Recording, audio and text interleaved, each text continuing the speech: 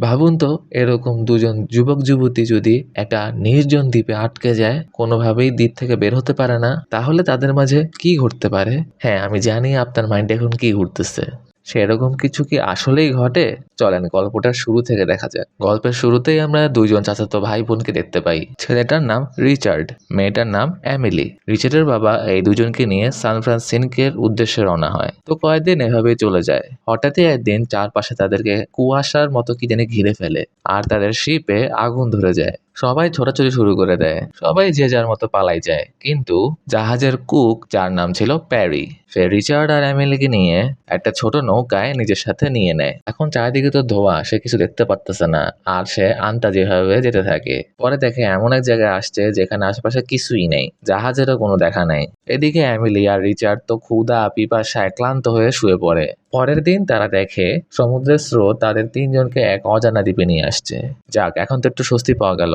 তারপর প্যারি দ্বীপে গিয়ে চারপাশ ঠিকঠাক মতো খোঁজে, দেখে কেউ আছে কিনা। পরে সে বুঝতে পারে যে না, এই দ্বীপে তারা তিনজনই কেবল একা। আর এদিকে প্যারিও বুঝতে পারে যে এই বাচ্চাদেরকে নিয়ে এখানে টিকে থাকা কষ্ট হবে, তাই সে ওদের দুইজনকে ঠিকঠাক মতো সকল কিছু শিখিয়ে দেয় কিভাবে বাঁচতে হবে এখানে। একদিন রিচার্ড খেলতেছিল আর হঠাৎই একটা মাথার খুলি খুঁজে পায়। পরে প্যারিকে সেটা দেখায় আর বলে, তুমি এখনই এটা ফালায় দাও। তো ওই দিন রাতের বেলা প্যারি যখন মদ খাচ্ছিল, তখন কোথা থেকে যেন একটা আজগুবি শব্দ শুনতে পায়। তারপরের দিন সকালে প্যারি করলো কি, যেখান থেকে শব্দ সে শুনতেছিল ওই দিকে গেল। গিয়ে দেখে এক বিশাল পাথরের উপরে মানুষের মাংস। এটা দেখে তো প্যারি বুঝে যায় যে এখানে হয়তো মানুষকে বলি দেয়। এটা দেখে তো প্যারি ভয় পেয়ে যায়। তারপর রিচার্ড এবং এমিলিকে বলে, শোনো, আমাকে কথা দাও, তোমরা আর যাই হোক না কেন কখনোই দ্বীপের ওই দিকটাতে যাওয়া না। তোমাদের এটা যে কোনো ভাবেই হোক মানতেই হবে। কিন্তু বাচ্চাদের মন তো। এই কথা শোনার পর তাদের কৌতূহল আরো বেড়ে গেল। রিচার্ড বলে, কেন? কারণ ওদিকে নরখাদক থাকে যারা বাচ্চাদের খেয়ে ফেলে। তারপরে আর কি, প্রায় 2 মাস কেটে যায়। সে বাচ্চাদের সকল টেকনিক শিখিয়ে দেয় কিভাবে এখানে বাঁচতে হবে, আর অপেক্ষা করে কেউ যেন তাদেরকে উদ্ধার করতে আসে। এক রাতে প্যারি অনেক বেশি মদ খেয়ে ফেলে। পরে সে মাতাল হয়ে সমুদ্রে নেমে যায় আর অবচেতন মাইন্ডে থাকার কারণে সে শেষমেশ মারা যায়। এটা দেখে এমিলি অজ্ঞান হয়ে পড়ে। তার মানে এখন শুধু এমিলি আর রিচার্ড। তারপর এমিলি বলে, আমার প্যারির কথা খুবই মনে পড়তেছে, আমার এখানে তাই থাকতে ভালো লাগতেছে না, চলো আমরা অন্য কোথাও যাই। রিচার্ডও পরে বুঝতে পারলো। পরে রিচার্ড এমিলিকে নিয়ে দ্বীপের অন্য দিকে যায়। তারপর তারা দ্বীপের নতুন জায়গায় যায় এবং সেখানে গিয়ে ছোট্ট একটা ঘর বানায়। তারপর প্যারির শেখানো সকল টেকনিক অনুসরণ করে তারা তাদের নিজেদের জীবনযাপন শুরু করে। শুরুতে তাদের কষ্ট হয় ঠিকই, কিন্তু তারা সেটার সাথে মানিয়ে নেয়। দেখতে দেখতে অনেক বছর কেটে যায়। রিচার্ড আর এমিলি এখন আর বাচ্চা নেই, তারা বড় হয়ে গেছে। রিচার্ডের 21 বছর এখন আর এমিলির 19। কিন্তু আস্তে আস্তে রিচার্ড এবং এমিলির মনে এবং শরীরে কিছু পরিবর্তন আসা শুরু করে। এই সকল পরিবর্তন সম্পর্কে ওরা একেবারেই কিছুই জানে না। একদিন এমিলি স্নান করতেছিল আর তখন তার শরীর থেকে রক্ত বের হওয়া শুরু করে। সে অনেক ভয়ে চিৎকার করে আর রিচার্ড তার চিৎকার শুনে সাথে সাথে চলে আসে। তখন এমিলি আবার তাকে দূরে চলে যেতে বলে। কিছুক্ষণ পর রিচার্ড আবার আসে, জিজ্ঞেস করে কি হয়েছে। তখন এমিলি তাকে কিছুই বলে না, বরং তার সাথে বাজে আচরণ করে। পরে রিচার্ড সেখান থেকে রাগ করে চলে যায়। সময়ের সাথে সাথে তাদের মধ্যকার যে রাগটা ছিল সেটা আস্তে আস্তে ভেঙে যায় আর আগের মতো একসাথে সময় কাটাতে থাকে। আস্তে আস্তে তারা একে অপরের প্রতি আকর্ষণ অনুভব করা শুরু করে। যখন রিচার্ড শার্ট খুলে কাজ করে তখন এমিলি চুপে চুপে দেখে, আবার যখন এমিলি স্নান করে তখন রিচার্ড চুপে চুপে দেখে। রিচার্ড এমিলির অনেক কাছে আসতে চায়, কিন্তু এমিলির এক অজানা ভয়ের কারণে রিচার্ডকে দূরে সরিয়ে রাখে। একদিন এমিলি দ্বীপের সেই দিক থেকে কিছু শব্দ শুনতে পায়, যেদিকে প্যারি যেতে বারণ করছিল। পরে সে তার কৌতূহল থেকে সেখানে গেল, গিয়ে দেখে সেই মানব মূর্তিটা এবং সেখান থেকে রক্ত ঝরতেছে। পরে সে ভয় পায় এবং গিয়ে রিচার্ডকে সব খুলে বলে, আসলে প্যারি আমাদেরকে মিথ্যা বলছে, ওখানে কোনো নরখাদক নেই। এটা শুনে রিচার্ড খুব রেগে যায় এবং সে বলে, আমরা প্যারিকে কথা দিছি, তাই আমরা কখনোই ওদিকে যাব না। আর রাতে এমিলি ঘুমানোর সময় একটা স্বপ্ন দেখে রিচার্ড পানিতে ডুবে মারা যাচ্ছে। তখনই সে চিৎকার করে তার ঘুম থেকে জেগে যায় এবং রিচার্ডকে খোঁজে আর তাকে জড়িয়ে ধরে। তখন রিচার্ড আবার এমিলির কাছে আসতে চায়, কিন্তু আবারও সেই অজানা এক ভয়ের কারণে এমিলি তাকে দূরে ঠেলে দেয়। এবার রিচার্ড গেছে খেপা, তারপর তার সাথে কথা বলাই বন্ধ করে দেয়। রিচার্ড একদিন দূর থেকে একটা জাহাজ দেখতে পায়। সে দ্রুত গাছ থেকে নেমে পড়ে এবং পাহাড়ের দিকে যায়। পাহাড়ের কাছে একটা ছোট্ট জায়গায় কিছু কাঠ জমানো ছিল। তাদের উদ্দেশ্য ছিল যে দ্বীপ ঘেঁষে যদি কোনো জাহাজ যায় তাহলে কাঠে আগুন লাগাবে এবং জাহাজকে সিগন্যাল দিবে। কিন্তু দুর্ভাগ্য যে রিচার্ড যেতে না যেতেই জাহাজ এই ফাঁকে চলে যায়। অপরদিকে এমিলি কিন্তু ঠিকই ওই পাহাড়ের জায়গাটার কাছেই ছিল। সে চাইলে কিন্তু কাঠে আগুন জ্বালাতে পারতো এবং জাহাজটাকে সিগন্যাল দিতে পারতো। এমিলির আসলে এই জীবনটাই এখন তার কাছে ভালো লাগে। সে এই জীবনটাকেই বেছে নিয়েছে। এই ঘটনায় রিচার্ড প্রচন্ড রেগে যায়। তাই সে বিরক্ত হয়ে একটা ছোট্ট নৌকা বানিয়ে সেখান থেকে চলে যাওয়ার চেষ্টা করে। কিন্তু সমুদ্রের প্রচন্ড ঢেউয়ের কারণে ওই নৌকাটি সেখানেই ভেঙে যায়। রিচার্ডকে এভাবে দেখে এমিলি খুবই মজা নেয়। বাধ্য হয়ে রিচার্ড আবার ফিরে আসে। এমিলি বলে, এখন এটাই আমাদের বাড়ি, এখানেই আমাদের থাকতে হবে। রিচার্ড এবার খুবই রেগে যায়। তারা একে অপরকে খুবই পচায়, অপমান করে। আর রিচার্ড রেগে মেগে বলে, তুমি এখনই ঘর থেকে বের হয়ে যাও। এই ঘর আমি বানাইছি, তুমি এই ঘরে আর থাকতে পারবা না।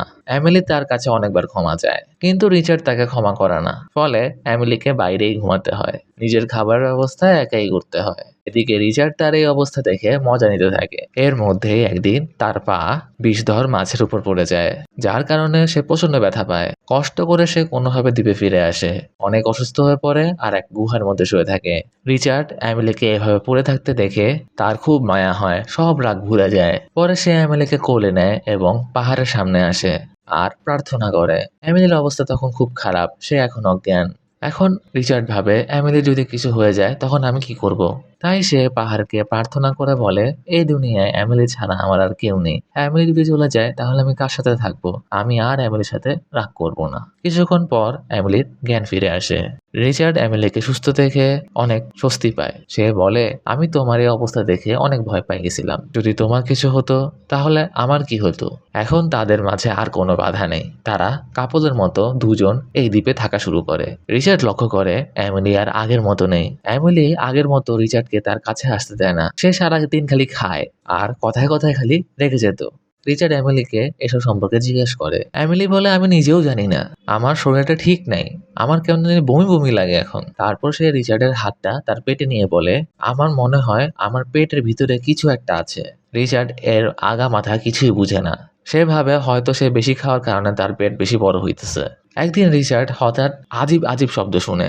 পরে সেই শব্দটা সে অনুসরণ করে এবং গিয়ে দেখে যে আদিবাসীরা একটা মূর্তির উপরে মানুষ বলি দিতেছে। এসব দেখে তো সে ভয়ে দৌড়ে এমিলির কাছে চলে যায় আর গিয়ে দেখে এই ফাঁকে এমিলির পেটে ব্যথা আর সে জোরে জোরে চিৎকার করতেছে। রিচার্ড তার পাশে বসে এবং তাকে সাহায্য করে আর তখনই এমিলি একটা ফুটফুটে বাবুর জন্ম দেয়। তারপর তারা বাচ্চাটিকে ঘরে নিয়ে আসে। বাচ্চাটা অনেক কাঁদতেছিল, কিন্তু এখন বাচ্চাটা খাবে কি তারা তো আর জানে না কিছু। পরে তারা সময়ের সাথে সাথে সবই বুঝতে পারে এবং তারা নিজেদের সংসার সুন্দরভাবে গড়ে তোলে। অন্যদিকে আমরা দেখি রিচার্ডের বাবা এখনো বেঁচে আছে। সে তার নিজের ছেলেকে এখনো খুঁজতেছে, কিন্তু সে অনেক ক্লান্ত বছরের পর বছর খোঁজার পর, তবুও তিনি হাল ছাড়েনি। পরে সে একদিন ঠিকই রিচার্ডের ওই দ্বীপে পৌঁছে যায়। তারপর সমুদ্রের তীরে কাদায় মাখা রিচার্ড আর এমিলিকে দেখতে পায়। কিন্তু রিচার্ডের বাবা তো এখন রিচার্ডকে চিনতে পারবে না, কারণ ছোটবেলার ফেসের সাথে তো তাদের কোনো মিল নেই এখন। পরে রিচার্ড যখন জাহাজটা দেখে সেও খুশি হয়, কিন্তু পরে যখন এমিলির দিকে তাকায় তখন আর কি সে সিদ্ধান্ত নেয় আসলে তাদের এখানেই থাকা লাগবে। আর রিচার্ডের বাবাও তাদের আদিবাসী মনে করে জাহাজে আবার ফেরত চলে যান। তারপর রিচার্ড আর এমিলি তাদের বাবুকে দ্বীপের অন্য দিকে ফল পাড়ার জন্য নিয়ে যায়, যেখানে প্যারি মারা যাওয়ার আগে তারা কয়েক মাস থেকেছিল। রিচার্ড ফল পাড়ার জন্য চলে যায় আর এমিলি তার বাবুকে নিয়ে তীরে থাকে। এদিকে বাবুটা খেলতে খেলতে বেশ কিছু বিষাক্ত চেরি ফল তুলে নেয় আর নৌকায় রেখে দেয়। এমিলি এটা টের পায় না। তারপর তারা গিয়ে নৌকায় রেস্ট নেয় আর এমিলির একটু চোখ বুঝে যায়। তারপর এমিলি দেখে নৌকা তীর থেকে কিছুটা দূরে চলে গেছে। হঠাৎ তার ছেলে বৈঠা পানিতে ফেলে দেয়। এমিলি অনেক চেষ্টা করে বৈঠা নিতে, কিন্তু পারে না। পরে সে চিৎকার করে রিচার্ডকে ডাকে, কিন্তু রিচার্ড যখন সাঁতার কেটে তাদের কাছে আসে, এমিলি দেখতে পায় তার পেছনে হাঙর মাছ। পরে রিচার্ড বৈঠা না নিয়ে দ্রুত নৌকার দিকে যায় আর এমিলি তাকে বাঁচাতে অন্য বৈঠা হাঙরের দিকে ছুঁড়ে মারে। এতে করে রিচার্ড নৌকায় উঠার সুযোগ পেয়ে যায়। এখন তাদের কাছে তো আর বৈঠা নেই। তারা হাত দিয়ে নৌকাটাকে এবার তীরের দিকে নিয়ে যাওয়ার চেষ্টা করতেছিল, কারণ হাঙরের ভয়ে তারা সাঁতার কাটার সাহস পাচ্ছিল না। পরে তারা আর উপায় না পেয়ে 2 দিন ধরে নৌকার উপরে কেটে দেয়। এই ফাঁকে বাবুটা খুব খিদে পাওয়ার কারণে ওই ফলগুলো খেয়ে ফেলে। এমিলি আর রিচার্ড এটা দেখে এবং ছেলের মুখ থেকে ফল বের করার চেষ্টা করে, কিন্তু ততক্ষণে বাবুটা ফল খেয়ে ফেলছে। তারা ভাবতেছিল তাদের বাবু এখন হয়তো মারা যাবে।